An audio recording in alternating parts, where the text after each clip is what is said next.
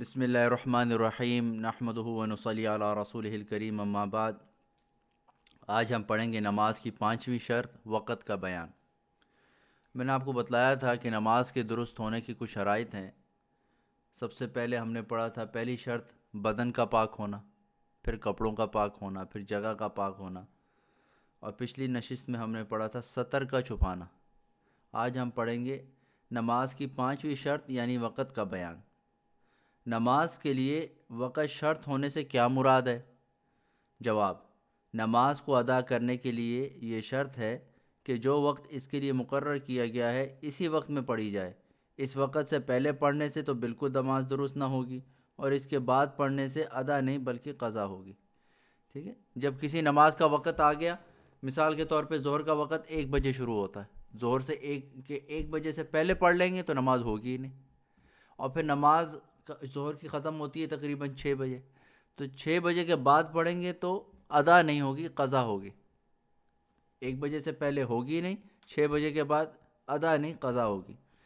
نماز کتنے وقتوں کی فرض ہے؟ دن رات میں 5 وقت کی نماز، 5 وقت کی 5 نمازیں فرض ہیں، ان کے علاوہ ایک نماز وتر واجب ہے۔ تو نماز جو ہے وہ تو ہمیں سب کو پتہ ہے 5 فرض ہیں اور ایک وتر واجب ہے۔ فرض، واجب، سنت، نفل کسے کہتے ہیں اور اس میں کیا فرق ہے؟ یہ بہت ضروری بات ہے۔ نمبر 1، فرض اسے کہتے ہیں جو قطعی دلیل سے ثابت ہو، یعنی اس کے ثبوت میں کوئی شبہ نہ ہو۔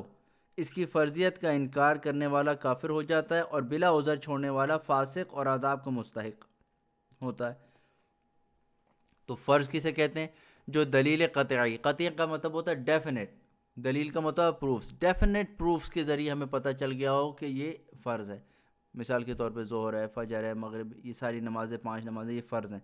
ان کا انکار کریں گے تو کافر۔ اگر کوئی کہتا ہے بھائی ظہر کی نماز اصل میں فرض ہی نہیں ہے، تو ایسا اس کو انکار کرنے والا وہ کافر ہو جاتا ہے، اور بلا عذر چھوڑنے والا وہ فاسق ہو جاتا ہے اور عذاب کا مستحق ہوتا ہے۔ بلا عذر کی شرط ہے۔ واجب وہ ہے جو ظنی دلیل سے ثابت ہو، اس کا انکار کرنے والا کافر نہیں ہوتا، ہاں بلا عذر چھوڑنے والا فاسق اور عذاب کو مستحق ہوتا ہے۔ اچھا، فرض یہ ہو گیا۔ واجب وہ ہوتا ہے کہ جو بالکل حکم میں فرض کے برابر ہوتا ہے لیکن اس کو انکار کرنے والا کافر نہیں ہوتا، اس کو کہتے ہیں واجب۔ اور ایسا کیوں ہوتا ہے؟ کیونکہ اس کا جو پروف کرنے والی دلیل ہوتی ہے، جو اس کا ایویڈنس ہوتا ہے، وہ اتنا اسٹرانگ نہیں ہوتا جتنا فرض کا ہوتا ہے، تو اس کو واجب کہتے ہیں، اور اس کا انکار کرنے والا کافر نہیں ہوتا، ہاں بلا عذر چھوڑنے والا فاسق اور عذاب کا مستحق ہو جاتا ہے۔ سنت اس کام کو کہتے ہیں جس کو رسول اللہ صلی اللہ علیہ وسلم نے یا صحابہ اکرام رضی اللہ عنہ نے کیا ہو یا کرنے کا حکم فرمایا ہو، اس کو سنت کہتے ہیں۔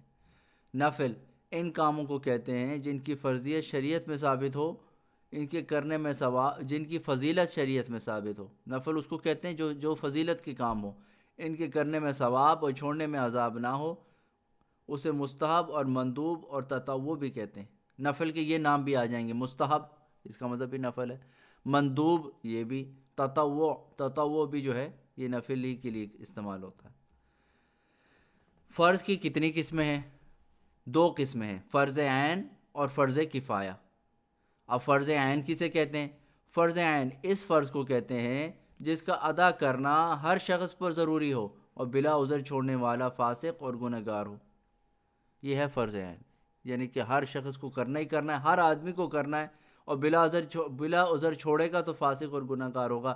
یہ لفظ جو ہے نا، یہ بلا عذر، اس کو ذہن میں رکھنا، بلا عذر، عذر کے ساتھ اگر کوئی چھوڑے تو پھر گناہ نہیں ہوتا۔ فرض کفایہ وہ فرض ہے جو 1-2 آدمیوں کے ادا کر لینے سے سب کے ذمے سے اتر جائے، اور کوئی ادا نہ کرے تو سب کے سب گناہ گار ہوں۔ فرض کفایہ کسے کہتے ہیں؟ کہ کمیونٹی میں سے چند لوگوں نے کر لیا، ٹھیک ہے نا، جیسے نماز جنازہ ہوتی ہے، کچھ لوگ نماز جنازہ پڑھ لیں تو کسی پہ گناہ نہیں، اور اگر کوئی بھی نہ پڑھے تو سب پہ گناہ، ٹھیک ہے۔ سنت کی کتنی قسمیں ہیں؟ 2 قسمیں ہیں، سنت مؤکدہ اور سنت غیر مؤکدہ۔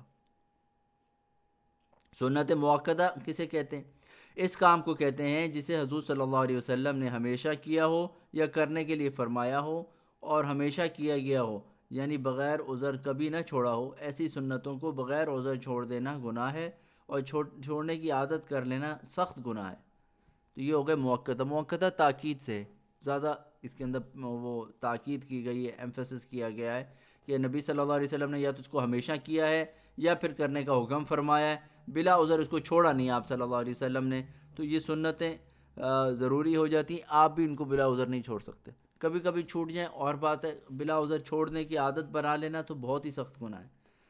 سنت غیر موقتہ اسے کہتے ہیں جسے حضور صلی اللہ علیہ وسلم نے اکثر کیا ہو لیکن کبھی کبھی بغیر عذر چھوڑ بھی دیا ہو.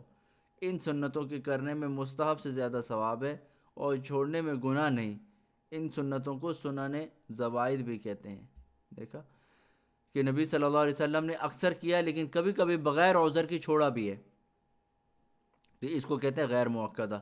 تو ان سنتوں کو کے کرنے میں مستحب سے زیادہ ثواب اور چھوڑنے میں گناہ نہیں ہے. ان کو سنت زوائد بھی کہتے ہیں. حرام اور مکروہ تحریمی اور مکروہ تنزیہی سے کیا مراد ہے؟ جواب: حرام اس کام کو کہتے ہیں جس کی ممانعت دلیل قطعی سے ثابت ہو اور اس کے کرنے والا فاسق اور عذاب کو مستحق ہو اور اس کا منکر کافر ہو. دیکھو بھائی, جتنی زیادہ جو ہے قوت اور شدت فرض میں تھی نا, اتنی زیادہ قوت اور شدت حرام میں ہے. فرض کسے کہتے ہیں؟ جس کا ہونا دلیل قطعی سے ثابت ہو, ڈیفینیٹ دلیل کے ساتھ ثابت ہو. اسی طرح حرام بھی وہ چیز ہے کہ جس کی ممانعت, جس کا نہ کرنا دلیل قطعی سے ثابت ہو. ٹھیک ہے نا. فرض کفایہ میں کیا تھا؟ اس کو انکار کرنے والا کافر ہو جاتا ہے اور عمل نہ کرنے والا فاسق اور سخت گنہگار, عذاب کا مستحق. اسی طرح ایسے حرام کو نہ چھوڑنے والا, ٹھیک ہے نا, وہ بھی عذاب کا مستحق, بلا عذر اگر نہ چھوڑے تو عذاب کا مستحق ہے, اور اس کے علاوہ اگر اس کا انکار کر دے تو کافر ہے. تو جتنی اسٹرینتھ فرض کی ہے اتنی حرام کی ہے. ٹھیک ہے. اس کے بعد کیا ہے؟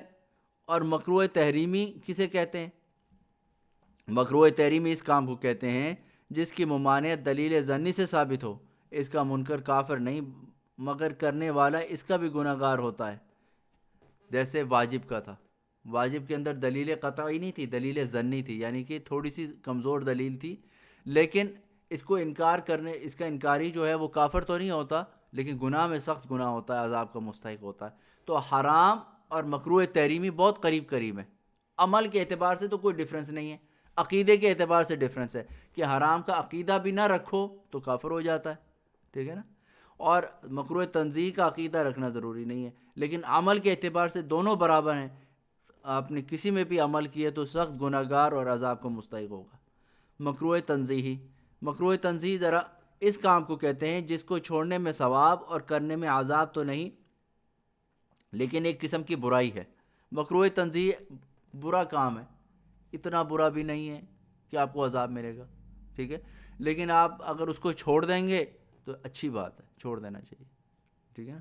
اور کوئی عذاب نہیں ہے لیکن چھوڑ دینے میں ثواب ہے, چھوڑ دیں گے تو ثواب ہے, بہت برا نہیں ہے لیکن ایک قسم کی بری چیز ہے. مباح, مباح کسے کہتے ہیں؟